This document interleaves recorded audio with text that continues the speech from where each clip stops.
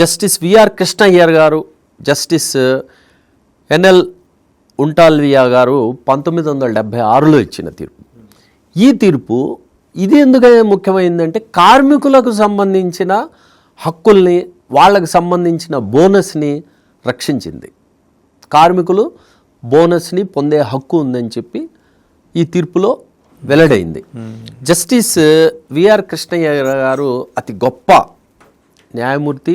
వారు కూడా భారతదేశ న్యాయ వ్యవస్థకు, భారత పౌరులకు అపరిమితమైన సేవలు చేశారు వారు.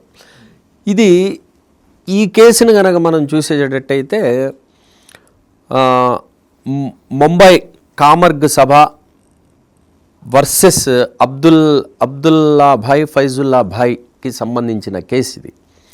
దీని సారాంశం ఏంటంటే 1965 వరకు బాంబేలో పనిచేస్తున్న కార్మికులకు బోనస్గా ఎక్స్గ్రేషియా ఇచ్చే పద్ధతి ఉండేది. ఎక్స్గ్రేషియా అంటే ఒక బహుమతి. ఒక పండగ, దీపావళి లేదా ఏదో ఒక పండగప్పుడు ఆ యజమానులు ఏం చేసేవాళ్ళు అంటే కార్మికులకు ప్రోత్సాహకంగా ఒక తోఫా లాంటిది ఇచ్చేవారు. దీనిని ఏం చేశారంటే 1965లో అక్కడున్న పారిశ్రామికవేత్తలు దీన్ని నిలిపివేశారు. ఈ నిలిపివేసిన దాని మీద కార్మికుల సంఘం ఒకటి దీనికి వ్యతిరేకంగా కోర్టులో కేసు వేసింది. కేసు వేస్తే పారిశ్రామిక ట్రిబ్యునల్లో వేసింది.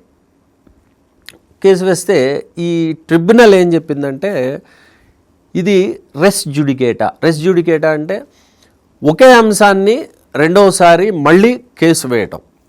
ఇది రెస్ జుడికేటా కిందకు వస్తుంది కాబట్టి ఇది విచారించే అధికారం లేదు అనేది ఒకటి చెప్పింది. అనుమతించలేదా? అసలు అనుమతించడానికి వీల్లేదని చెప్పింది. అనుమతించడానికి వీల్లేదు. వెరీ బేసిక్స్ అనుమతించడానికి వీల్లేదనే ఒక పాయింట్ చెప్పింది. సెకండ్ పాయింట్ ఏం చెప్పిందంటే ఇది బోనస్ చట్టం పరిధిలోకి, పేమెంట్ ఆఫ్ బోనస్ యాక్ట్ 1965 కిందకి రాదు అనేది రెండవ అంశాన్ని చెప్పింది. మూడవ అంశం ఇది బోనస్ అంశం సమగ్రమైన చట్టం కాబట్టి ఇది చెల్లుబాటు కాదు అని చెప్పింది. ఈ చెప్పిన దాని మీద ఈ వివాదం సుప్రీంకోర్టుకు వెళ్ళింది. సుప్రీంకోర్టుకు వెళ్తే సుప్రీంకోర్టులో మొట్టమొదటిగా ఒక ఫస్ట్ పాయింట్ ఏమొచ్చిందంటే లోకస్ స్టాండ్ అంటే ఒక కేసు వేయాలంటే ఆ పిటిషనర్కు ఉన్న అర్హత ఏంటి అనేది ఇక్కడ ఈ లోకల్ స్టాండింగ్ మీద వచ్చింది. ఈ లోకల్ స్టాండింగ్ మీద వచ్చినప్పుడు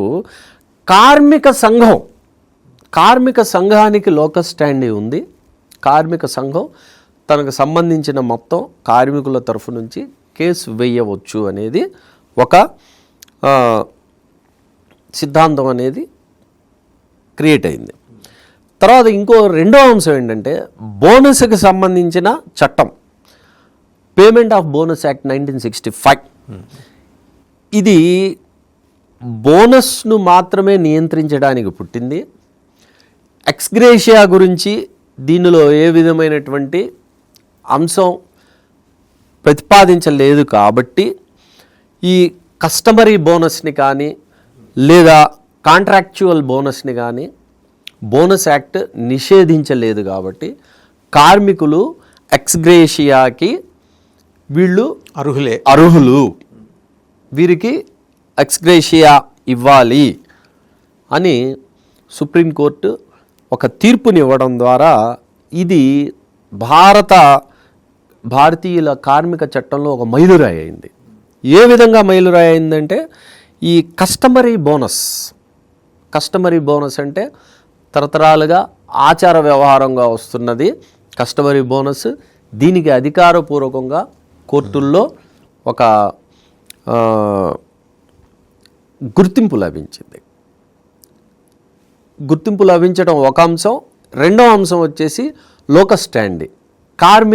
కార్మికుల సంస్థ ఈ యూనియన్ అనేది తమ కార్మికుల కోసం పోరాడవచ్చు అనేది ఇందులో డిసైడ్ అయింది కాబట్టి ఇది కూడా ఇది ఏ సంవత్సరంలో అండి? ఇది 1976కి సంబంధించిన తీర్పు. కృష్ణయ్యర్ గారు వారితో పాటు ఎన్ఎల్ ఉంటాల్వియా గారు ఇచ్చిన తీర్పు.